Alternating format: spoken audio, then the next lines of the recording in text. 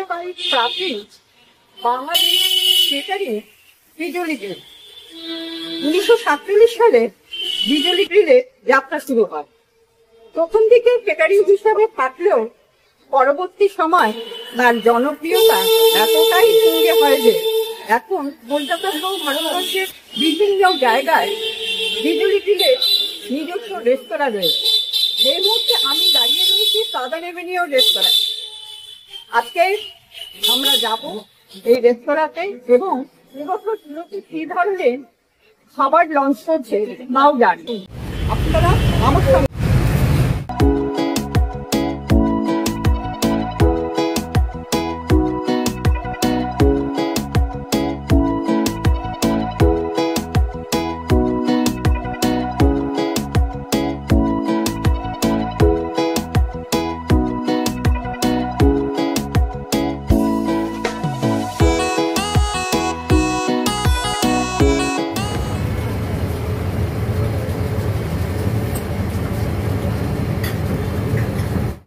Southern Avenue বিজলি grill hospitality গ্রুপে private কিচেনে রয়েছি। সত্যি আমি বিশেষভাবে কৃতজ্ঞ বিজলি গ্রিলের কাছে এবং আন্তরিক ধন্যবাদ জানাবো এই গ্রুপের এক্সিকিউটিভ শেফ শৈলেনকে। শৈলেন যে শুধুমাত্র কলকাতার ভারপ্রাপ্ত দায়িত্বে রয়েছেন তা কিন্তু নয়, ভারতবর্ষের বিভিন্ন জায়গায় এখন যে বিজলি গ্রিলের রেস্তোরাঁর আউটলেট রয়েছে তার তিনি হেড শেফ। তার অধীনস্থ রয়েছে প্রচুর সহযোগী শেফ। আজ শৈলেন এমন একটি রান্না করে আমাদের দেখাবে যা বিজলি গ্রিলের সিগনেচার ডিশ। কি সেই ডিশ নিশ্চয়ই আপনাদের জানাবো, একটু অপেক্ষা করুন। শেফ, আজকে আপনি কি রান্না করে আমাদের দেখাচ্ছেন? আজকে আমরা বিজলি গ্রিলের এক ফেমাস সিগনেচার ডিশ যেটা খুব সবাই পছন্দ করে, সেটা হচ্ছে কি চিংড়ি মালাইকারি। নর্মালি এই মালাইকারিটা আমরা বাড়িতে এরকম প্রিপারেশন আমরা করতে পারি না, যেহেতু অনেকগুলো ইনগ্রিডিয়েন্ট লাগে।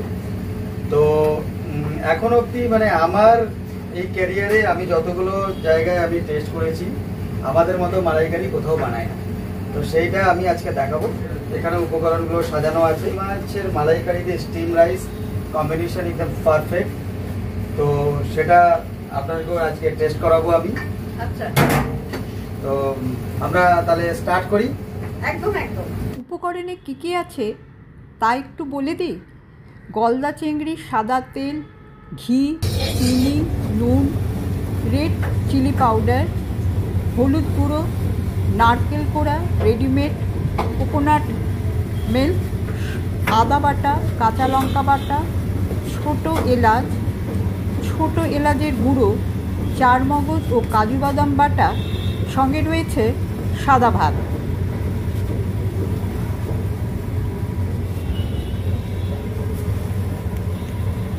আপনি তেল দিলেন, এর মধ্যে এবার কি করবে?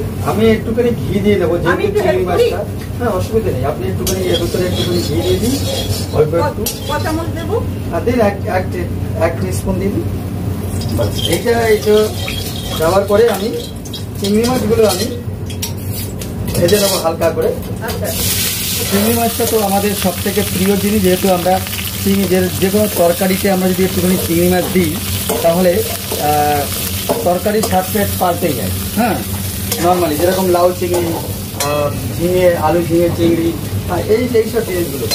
তো আমি এখানে চিংড়ি মাছগুলো হালকা একটুখানি হলুদ পাউডার, একটু হলুদ গুঁড়ো আর একটুখানি বেগি মির্চি মাখিয়ে রেখেছিলাম, আর একটুখানি আদা পেস্ট।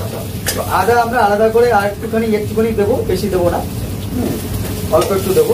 এবারে আমরা এখানে দিয়ে দেবো, এটা হচ্ছে গিয়ে বেগি মির্চি চিলি পাউডার। এটা একটু হালকা ঝালও হবে। আর খাবারের যে এটা মানে সুন্দর যে একটা কালার, হ্যাঁ কালার কম্বিনেশন, খাবারের টেস্টের সঙ্গে একটু কালারও দরকার হয়, তো সেটাও আসবে।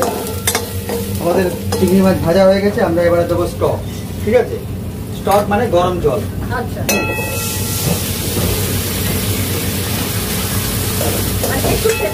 হ্যাঁ, একটু সিদ্ধ হবে। এবার সবাইকে সাজেস্ট এটাই করবো যে কোনো তরকারি বা মাছ মাংস যা কিছুই আমরা বানাই না কেন, সেটা জলটা যখন আমরা দেবো সেটা একটু হালকা যদি গরম হয়, উষ্ণ গরম হয়, সেটা মানে খুব ভালো, তাহলে মাছ বা মাংস কোনো ধরনের সেটা স্টিপ হয় না, মানে গরম জলটা দিলে সফট হয়।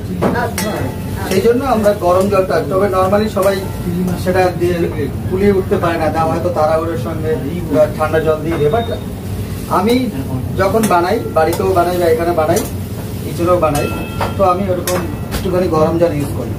আচ্ছা, জল দেওয়ার পরে একটা কথা জিজ্ঞাসা করছি, হ্যাঁ, বলুন। মাছটা সেদ্ধ হতে হতে জানতে চাইছি, আপনি তো সেলিব্রিটি শেফ, আপনার ক্যারিয়ার শুরু হয়েছিল বোম্বেতে, এবং বোম্বেতে আপনি খুব স্ট্রাগল করেন, আপনি একজন জুনিয়র শেফ হিসেবে ক্যারিয়ার শুরু করেছেন। আপনি তো হোটেল ম্যানেজমেন্ট পাস করে তবেই তো এখানে এসেছেন। হ্যাঁ, দেখুন আমি হোটেল ম্যানেজমেন্ট করেছি, বাট সেটা করেছি আমি ক্যারিয়ার স্টার্ট করার পরে। তার কারণ হচ্ছে গিয়ে টোটালি আমার ক্যারিয়ারটা ছিল প্র্যাকটিক্যাল, তো আমাকে থিওরিটা শেখার জন্য আমি হোটেল ম্যানেজমেন্ট 6 মাসের একটা কোর্স করেছিলাম, সেটা বোম্বে থেকেই করেছিলাম, ভালো জায়গা থেকে করেছিলাম।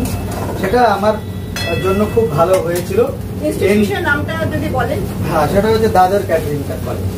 হ্যাঁ, এবার হচ্ছে কি, এটা আমি একটা হোয়াইট গ্রেভি, যেটা কাজু, চারমগজ, এই একটা পেস্ট আমরা বানাই। হ্যাঁ, সেটা ওর ভিতরে এটা থিকনেসের জন্য আমরা দিই। পেস্ট দেবো, আমরা দেবো 2-3টে এলাচ দিয়ে দেবো, এখানে এলাচ দিয়ে দিচ্ছি, ছোট এলাচ দিয়ে দিচ্ছি 2-3টে ফ্লেভারের জন্য। একটা কথা বলুন, জানতে চাইছি আপনার কাছে, বোম্বেতে যখন ছিলেন আপনি তো অনেক সেলিব্রিটিকে খাইয়েছেন, তারাও আপনার হাতে রান্না খেয়ে মন্ত্রমুগ্ধ হয়ে গেছেন। খুব ভাইজান অর্থাৎ সালমান খানকেও তো আপনি খাইয়েছেন। আর কাকে কাকে আপনি খাইয়েছেন? বম্বে ব্যান্ড্রাতে কাজ করেছি, তখন এই সেলিব্রিটি যেরকম আমার যে রেস্টুরেন্টে আমি কাজ করেছি, সেখানে আশেপাশেই এরা, এই ধরুন এই সালমান খান, তার পরিবার, হ্যাঁ, সঞ্জয় দত্ত, এরা সব ওইখানেই তখন। এখন হয়তো ওটা কোথাও ভালো সেট করেছে, আমার জানা নেই, মেনলি স্টুডিওতেই হবে। বাট সেই সময় এই রেস্টুরেন্টটা ওরা প্রিপেয়ার করতো, এখান থেকে খাবার দাবার যারা কন্টিনেন্টাল ফুড, ওখান থেকে ওরা কী করতেন, খেতেন। এবং আন্ধেরি ওয়েস্টে একটা সাতবানা রেস্টুরেন্টে আমি কাজ করেছি, সেখানে একটা রেস্টুরেন্টে অমৃশ পুরি নিয়মিত আসতো, এবং তাকেও আমি চাইনিজ খাবার টেস্ট করিয়েছিলাম। সুমিত সাইগাল, হ্যাঁ, সেই সময়ের রনি বা মানে নামি দামি হিরো, উনিও সেই রেস্টুরেন্টে খেতে আসতেন। তো বাকি অনেককেই খাইয়েছি, ধরতো মনে নেই, হ্যাঁ, যারা এখন নেই। তো অনেক বছরই আমার বম্বেতে কেটেছে, আমি অনেক বছরই আমার, এবার আমি কুলাবায়, যেটা হচ্ছে গিয়ে তাজ হোটেলের পিছনে একটা কন্টিনেন্টাল রেস্টুরেন্ট আছে, সেটা হচ্ছে গিয়ে ইন্ডিগো বলে। Bombay one of the most, মানে সব থেকে ভালো কন্টিনেন্টাল ফুড, সেই ইন্ডিগোতে সার্ভ হয়। সেখানে আমি 2005-এ কাজ করেছি, এবং আমার সিনিয়র শেফের সঙ্গে আমি সেটাকে ওপেন করেছি, হ্যাঁ, রেস্টুরেন্ট ওপেন করেছি, সেখানেও কাজ শিখেছি আমি। তো ওভারঅলি আমি আমার লাইফটা মোটামুটি ধরুন, ক্যারিয়ারটা ধরুন কন্টিনেন্টাল, চাইনিজ, ইতালিয়ান, এইগুলো। 2010-এ আমি বিজলি গেলে বম্বেতে জয়েন করি as a Bengali restaurant, Bengali flavour. Until আমি এখানে এসে আমি বেঙ্গলিও অনেক, যেহেতু আমরা বাঙালি, তো বাঙালি খাবারটাকেও আমি ধরে রেখেছি, হ্যাঁ, এবং শিখছি এখন। যাক, চিংড়ি মাছ কি সেদ্ধ হয়ে গেল? হ্যাঁ, চিংড়ি মাছ প্রায় সিদ্ধ হয়ে গেছে। ঠিক আছে, বলে যে চিংড়ি মাছ বেশি সেদ্ধ করতে, এটা কি সত্যি? হ্যাঁ, বেশি সিদ্ধ করলে শক্ত হয়ে যাবে। তো আমার প্রায় হয়ে গেছে, এবারে আমি ফিনিশিং দেবো।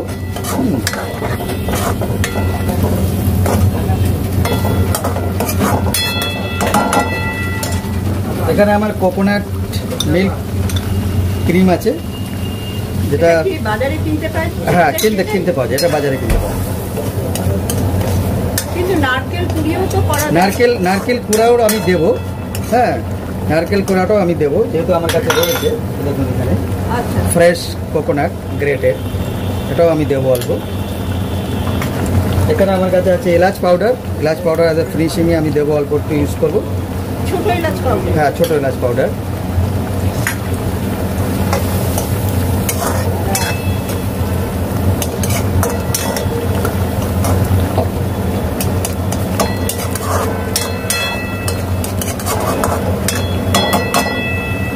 আমরা লাস্ট ফিনিশিং যেটা দেবো সেটা হচ্ছে ঘি।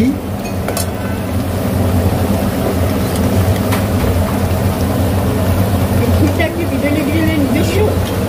এটা আমরা না বাজারে, কিন্তু আমরা গাওয়া ঘি একটা ইউজ করি, যেটা মানে খুব ফ্লেভার, খুব ভালো, এবং এটা শুদ্ধ ঘি। হুম।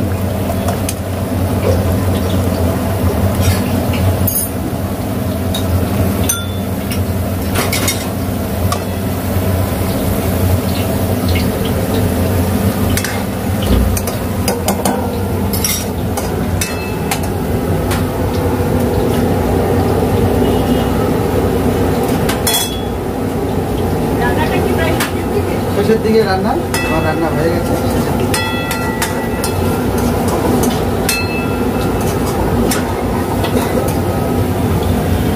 কমপ্লিট।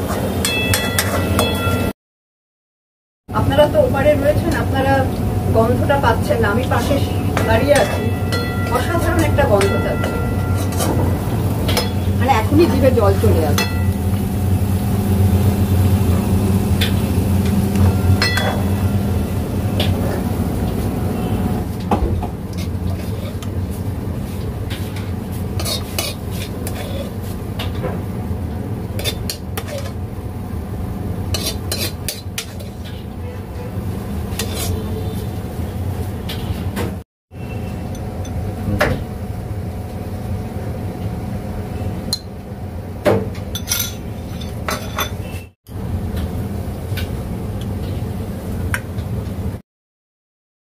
মালাইকারি আমার রেডি।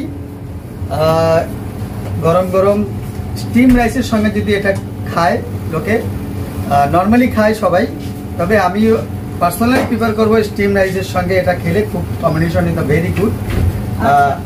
আপনিও টেস্ট করবেন, আপনাকেও এখন টেস্ট করাবো। আচ্ছা, নিশ্চয়ই করবো।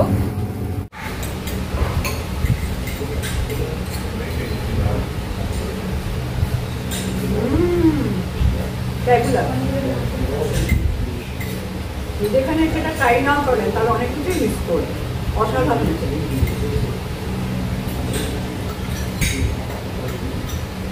আচ্ছা, বিজলি গ্রিলে মানুষ কি খাবার তাদের বেশি পছন্দ?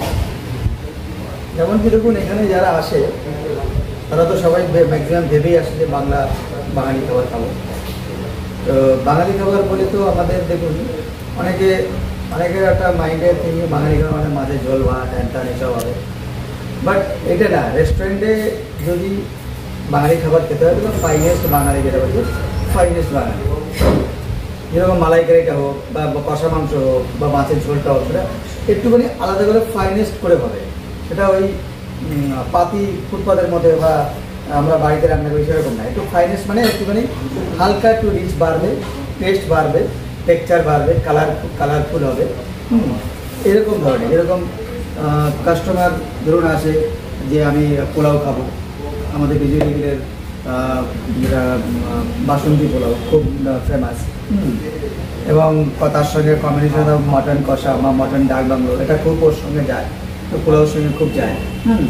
এটা ভাবে এটা অ্যাজ এ স্টার্টার মনে করলো, ধরুন ফিশ ফ্রাই খাবো বা ফিশ ওনলি খাবো, রান্নাটা ফ্রাই বলে কবিরাজি, এই ধরনের খাবার মনে করে আসে। এবার এখানে এসে কি হয়, এখানে তো বাঙালি খাবার ছাড়াও আমরা অন্যান্য মাল্টিকুইজিন রাখি, যেহেতু যেমন ধরুন কন্টিনেন্টাল হলো, চাইনিজ হলো, তারপরে তন্দুর হলো, সব মিক্স করে রাখা হয়েছে। এই জন্য ফ্যামিলিতে সবাই ধরুন বাচ্চারা ধরুন চাইনিজ খেতে পছন্দ করে, হ্যাঁ, তাদেরকে তো আর জোর করে বাঙালি খাবার খাওয়ানো যায় না, তারপর বলে যে আমরা চাইনিজ খাবো, কেউ যেন ফেরত এখান থেকে ফেরত না যায়।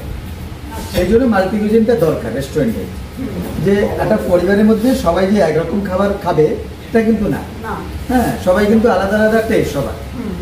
এবার হচ্ছে গিয়ে যে কেউ হয়তো কন্টিনেন্টাল খেলো একটা, যে আমি আজকে একটা বেক ফিশ খাবো, কন্টিনেন্টাল কেউ বললো আমি একটা আর ফিশ আলাকি খাবো, একটা ফ্লোরেন্টাইন খাবো, পাস্তা খাবো, আমি একটা নুডলস খাবো, হাক্কা নুডলস খাবো, চিলি ফিশ খাবো, এই ধরনের খাবার, একটা তন্দুরি চিকেন খাবো বা কাবাব খাবো। তো কেউ যেন এসে ফেরত না যায়, এখানে সবার পছন্দ মতো যেন খাবার এখানে পাওয়া যায় বিজলি। তো সেই জন্য আমরা মাল্টি কুজিন করে রেখেছি। আচ্ছা, কলকাতা এখন কটা আউটলেট আছে বিজলি? এখন আছে মোটামুটি ধরুন সাতটার মতো আছে, আর ক্যান্টিন আছে, ক্যান্টিনও আছে, 7-8টার মতো আছে। আচ্ছা, কলকাতার বাইরে? কলকাতার বাইরে দেখুন আপনার বম্বে আছে, বম্বেতে আছে, বম্বেতে ধরুন আমাদের থানেতে আছে, আগে পাওয়াইতেও ছিল, সেটা শিফট করছি আমরা এখন।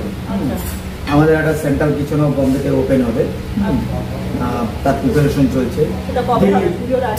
পুজোর আগে ট্রাই করছি, পুজোর আগে হতে পারে, এতো পুজোর পরে। এবং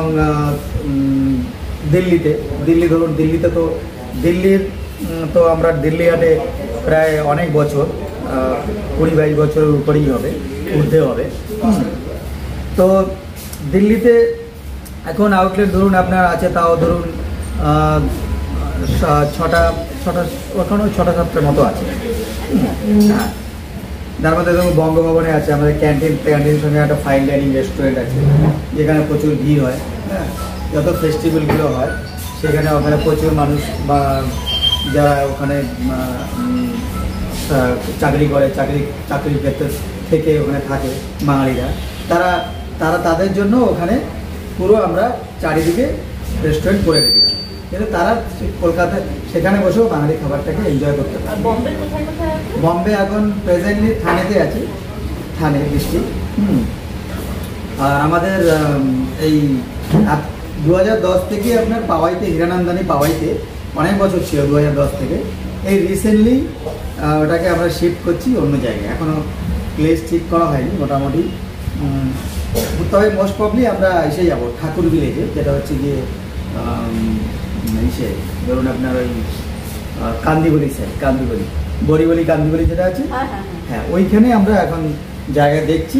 মোস্ট প্রবলি ওখানে আমাদের রেস্টুরেন্ট আবার নতুন করে শিফটিং হবে এই হোয়াইটটা। কলকাতা, দিল্লি, বম্বে ছাড়া আর কোথায়?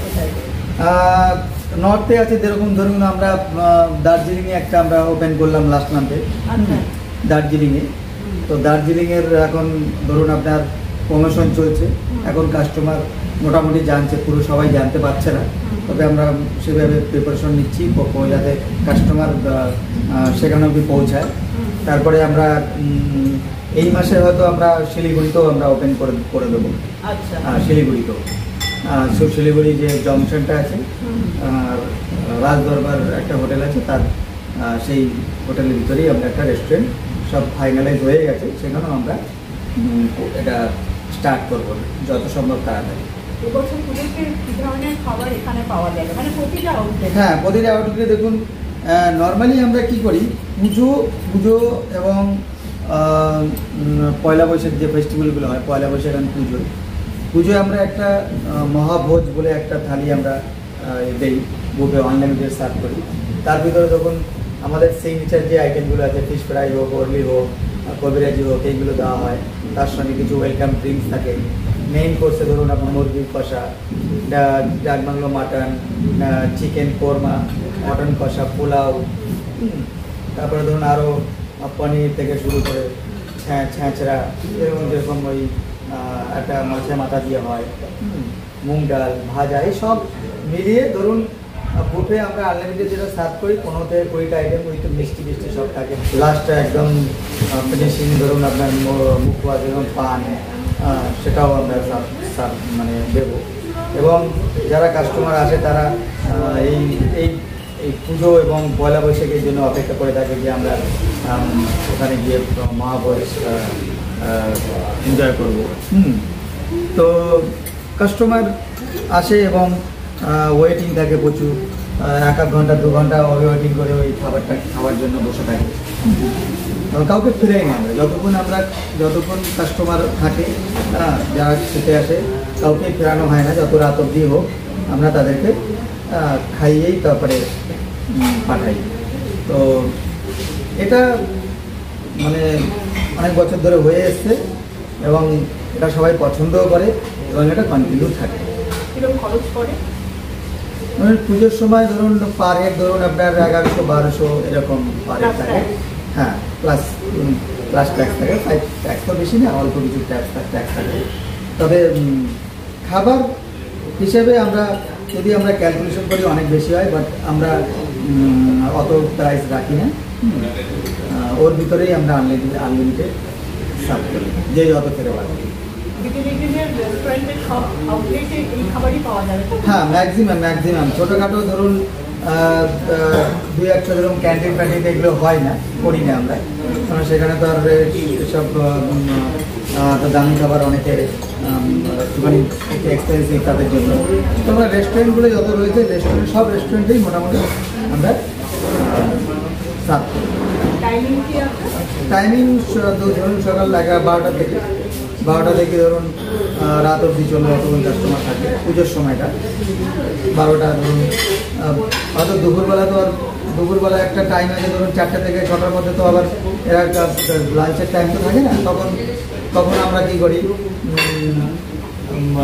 আমাদের যে স্ন্যাক্সগুলো আছে সেগুলো আমরা তখন আমাদের চালু থাকে, সেইগুলো তো খায়।